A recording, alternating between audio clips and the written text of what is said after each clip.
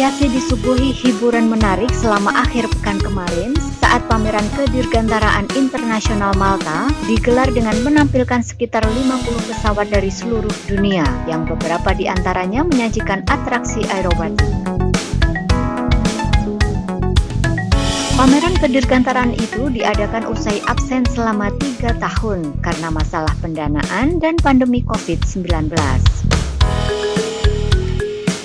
Pameran itu ditutup pada Minggu 26 September dengan sebuah pertunjukan oleh skuadron Red Arrows dari Angkatan Udara Kerajaan Inggris yang tersohor di dunia. Ini menjadi kali ke-9 tim aerobatik asal Inggris tersebut mengunjungi Malta, dengan terakhir kali tampil pada 2014. Para penonton juga disuguhi pertunjukan terbang dan statis oleh para kru terbang dari Angkatan Udara Malta dan negara-negara asing. Responden kantor berita Xinhua melaporkan dari Veneta.